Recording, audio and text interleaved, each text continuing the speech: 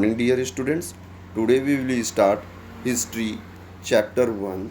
What, where, how, and when. In this chapter, we are going to read about the people who lived thousand years back around the river Ganga and Narmada.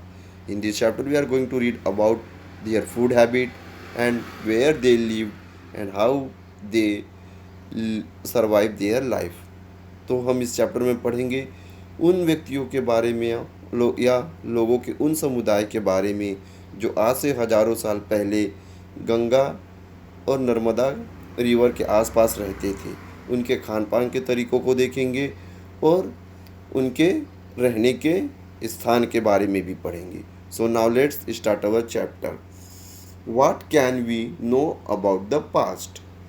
There are the several things we can know about our past, such as what people used to eat, the type of clothes they used to wear, and the house in which they lived. तो हम जो आज से हजारों साल पहले जो मनुष्य हुआ उसके बारे में पढ़ने के लिए या उसके बारे में जानकारी हम किस से जुटा सकते हैं या कैसे प्राप्त कर सकते हैं। तो हम यहाँ कुछ टॉपिक के बारे में बात करते हैं, जैसे उनके खान पान के तरीक़ों को लेकर, उनके कपड़े पहनने के तरीक़ों को लेकर, how were the lives of the hunter, herders, farmer, rulers, merchants, priest, craft person, artisan, musician and the scientist and about the life of the people who lived that time, like herders, farmers, rulers, artisan। और साथ ही साथ हम वहाँ उस समय के राजा की ज़िंदगी के बारे में या फिर उस समय होने वाले आर्टिशियन या फार्मर्स के बारे में भी स्टडी करेंगे। The games children use to play, the story they have heard, the song they sing. और साथ ही उस समय के जो बच्चे हो थे वो कौन सा गेम खेलते थे या किस प्रकार की उनको कहानी सुनाई जाती थी, ये सब हम इस पास्ट के बारे में जानकारी लेंगे भी। Where did the people live? तो first of all the question rise, where did they live? तो सबसे पहला जो हमारे मन में क्वेश्चन आता है वो है कि जो हजारों साल पहले का जो मनुष्य था वो किस प्रकार या कहाँ रहता था। The people had lived along the bank of the Narmada river for the several 100,000 years। तो सबसे पहले जो मनुष्य हुआ वो नर्मदा किनारे, जो हमारे भारत में बहती है नदी, उसके आसपास अपना जीवन शुरू किया। क्यों नदियों के किनारे ही क्यों? क्योंकि जैसे आप लोगों को मालूम है कि जो नदियों का पानी है उसका कई सारा उपयोग किया जाता है, ठीक है। These people stay on the bank of Narmada river as they knew about the vast wealth of the plants in the surrounding of the forest। तो वो नर्मदा नदी के आसपास के जंगलों में रहता था क्योंकि उनको वहाँ से बहुत सारी चीज़ें उनके उपयोग लायक मिल जाती थी। They used to collect the roots, fruits and the other forest produce for their food। Sometime they also hunted the animals। तो जैसे मैंने पहले बताया, नदियों के किनारे रहने से उनको दैनिक उपयोग की वस्तुएं जैसे खाने पीने की वस्तुएं, ठीक है, इत्यादि चीज़ें जंगलों से मिल जाती थी। और साथ ही साथ कभी कभार वो छोटे जानवरों का भी शिकार करता था। The area where the women and men first begin to grow the crop such as wheat and barley was about 8,000 years ago. आज से 8,000 साल पहले जो नर्मदा नदी के आसपास का जो एरिया था वहाँ पे इंसान ने आज से 8,000 साल पहले गेहूँ और बार्ली की खेती करना सीखा। The people also begin to look after the animal like sheep, goat and the cattle used in villages. और साथ ही साथ उसने पशुपालन, जैसे एनिमल हर्डिंग कहते हैं, एनिमल रियरिंग भी कहते हैं, वो शुरू किए, जिसमें उसने शीप, गोट जैसे जानवरों को पालना शुरू किया था। The place where the rice was first grown are the north of the Vindhyas. तो जो सबसे पहले चावल की खेती की गई थी वो थी नॉर्थ ऑफ विंध्यास, मतलब कि विंध्याचल पर्वतों के आसपास का area, north of Vindhyas. About 2005 years ago, the city developed on the bank of the Ganga and its tributary and along the sea coast। और आज से 2500 ईयर्स एगो, मतलब अगर आज से 2000 500 साल अगर हम पीछे चलते हैं, बैक में जाएंगे, तो जो डेवलप्ड सिटी थी वो गंगा और उसकी ट्रिब्यूटरी जैसे आपकी यमुना वगैरह के आसपास डेवलप होना शुरू की थी। In ancient times the area along the Ganga and its tributary river to the Ganga was known as the Magad, which now lying in the Bihar.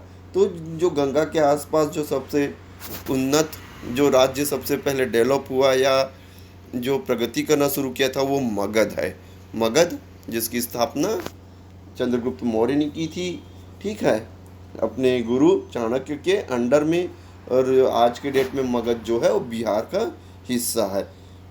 Man and women move in the search of livelihood and also to escape from the natural disaster. तो देखिए उस समय development शुरू हुआ था, तो जो man and women थे वो खाने की तलाश में, शेल्टर की तलाश में एक प्लेस से दूसरे प्लेस में घूमते थे, और साथ ही वो नेचुरल क्लाइमेटिस जैसे बाढ़ इत्यादियों से भी अपने आप को बचाने के लिए एक प्लेस से दूसरे प्लेस में वो मूव करते थे। This movement of the people enriched our culture tradition. People have shared the new ways of the carving stones, composing the music and even cooking food. तो उन्होंने धीरे धीरे क्या किया, उन्होंने जैसे एग्रीकल्चर सीखा, वो एक जगह रहना शुरू किए। उन्होंने उस समय जो स्टोन्स उनके पास अवेलेबल थे, they use the stones in form of weapons. तो वो जो उस समय के जो उनके पास स्टोन्स अवेलेबल थे उसी को वे वेपन के रूप में और हंटिंग के लिए प्रयोग में लाते थे। Okay, name of the land. Our country is known by both the word India and the Bharat. तो जैसे आपको मालूम है कि हमारा जो देश है, ठीक है, भारत और इंडिया दोनों के नाम से जाना जाता है। The word India comes from the Indus called Sindhu in Sanskrit. तो हमारे देश का नाम जो इंडिया जो है वो इंडस रिवर, जिसे हिंदी में सिंधु नदी कहते हैं, उसके आधार पर रखा गया था in Sanskrit. The Irani and the Greek who came through the north west about 2500 years ago called it Indos. तो हमारे भारत देश में जैसे आपको मालूम है शुरू से कई सारी विदेशी लोग आए, जैसे ब्रिटिशर्स, ठीक है, फ्रांसीसी, ठीक, अरब के लोग व्यापार करने के लिए आते थे। तो जो हमारे भारत देश में जो आज से 2500 साल पहले जो ईरानीज वगैरह लोग आए थे, उन्होंने इसे इंदोस या हिंदोस कहकर संबोधित किया था। And the land to be east of the river, जो एक हमारे भारत में बहने वाली नदी सिंधु, जिसे संस्कृत में और इंग्लिश में इंदस कहते हैं, उसके आधार पर इसका नाम रखा गया। The name Bharat was used for a group of the people who lived in the north west and who are mentioned in the Rigveda. तो देखिए भारत जो है एक पर्टिकुलर हमारे भारत के एक पर्टिकुलर एरिया को संबोधित किया गया है जो नॉर्थ वेस्ट का हिस्सा है, उसे वहाँ के आसपास रहने वाले लोगों के लिए या उस लैंड के लिए भारत शब्द का प्रयोग किया गया है। The earliest composition Sanskrit about 3500 years ago. साथ ही में इन लोगों का वर्णन जो है हमें ऋग्वेद, जिसके बारे में आप आगे के चैप्टर में पढ़ेंगे, ऋग्वेद यजुर्वेद के बारे में, ठीक है। तो उन्हीं लोगों के लिए ये भारत शब्द का प्रयोग किया गया है। ऐसे लोगों के बारे में वर्णन जो है जो आज से 3000 साल पहले नॉर्थ वेस्ट के पार्ट में रहते थे, ठीक है, उन्हें उस एरिया को भारत शब्द का प्रयोग किया गया है, और इनके बारे में आप ऋग्वेद में भी पढ़ेंगे। Finding about the past. अब हम बात करते हैं पास्ट के बारे में हमको जानकारियाँ कैसे मिलती है। One way through which we can find about our past by reading the books that were writing long ago. तो एक तो हमारे पास बुक्स अवेलेबल होनी चाहिए जो आज से कई हज़ारों साल पहले लिखी गई हो, जिसको पढ़कर या समझकर हम आज से हज़ारों साल पहले की जो सोसाइटी थी या जो समाज हुआ हमारे भारत में उसके बारे में जानकारी जान सकते हैं।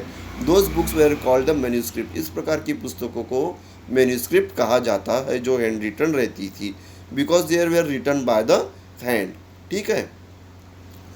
These were written on a palm leaves or on the special prepared bank of a tree known as the bridge. अब देखिए उस समय जो पेपर का आविष्कार नहीं हुआ था तो लोग या तो पाम लीव्स के पत्तों पे लिखते थे या ट्री के बार्क बार्क मतलब उसकी जो तने या छाल रहती है उस पर लिखने का काम करते थे।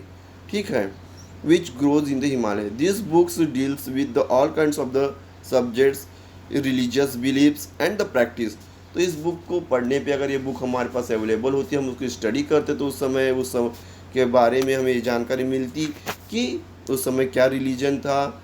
ठीक है, वो किस प्रकार के रीति रिवाज उस समय के समाज में अवेलेबल थे या चलन में थे।